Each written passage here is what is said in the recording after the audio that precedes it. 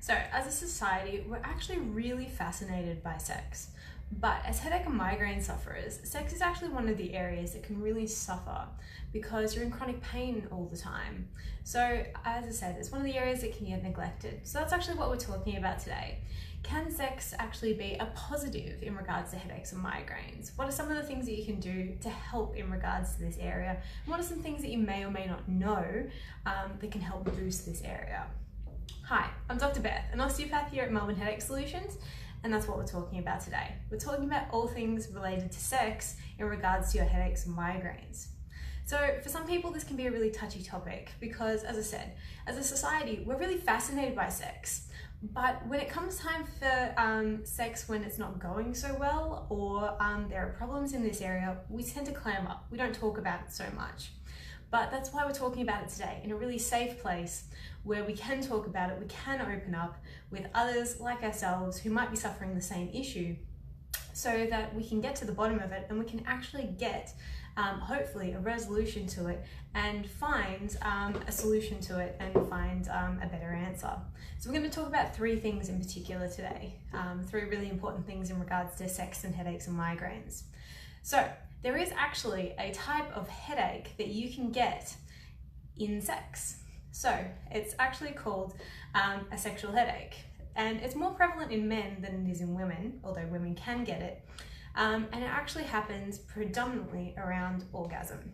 So as much as you might be having fun during sex, it's no fun at all if you're going to get a cracking, and it is an absolutely cracking headache at orgasm. Now, this doesn't just have to be with a partner, it can be during any sexual activity. And this is actually a very specific type of headache. The good news is though, is that you can get this treated, okay? So you can get this treated. So if you are suffering with this type of headache, come talk to us. We can definitely help out with this type of headache. Interestingly enough, with this type of headache, more than 40% of sufferers actually experience a type of headache with other forms of exertion. So potentially with other forms of exercise, sometimes even just like with walking. So it is a type of exertional headache, so not just to do with sex. So the second thing is that a research study in Germany that was performed in 2015, I believe, they actually looked at whether sex could actually help to decrease the pain or be used to help treat the pain of a headache or a migraine. And they actually found in over 60% of migraine sufferers, it did actually help to decrease the pain of a migraine. So obviously, if you're vomiting and if you're feeling really nauseous, you might not feel like you're in the mood. But for 60% of people, they did find that it did help to decrease the pain of their migraine. So it goes to show that the act of sex can potentially be used as a natural painkiller. And that's because during sex, your body is flooded with endorphins, which is a natural painkiller. Now, before your partner goes running off and says, hey, we've found the cure, that it's sex, a third of people did actually find that it made their migraines worse. So for some people it made it better, for some people it made it worse. Now, one thing that they didn't report on though was positions. So because we do know that there is a strong neck component to headaches and migraines, and often when people are reporting on their headaches and migraines, when they're having a really strong migraine, they will say that they will lie or stand in a certain position.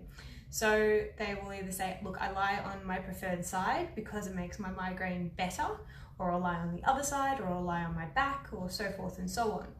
So potentially it could have been to do with the position as well. So if you are going to try this in terms of decreasing your pain during a migraine, then my recommendation would be just to find your position of comfort, find your position of ease in regards to your migraine, and work from there.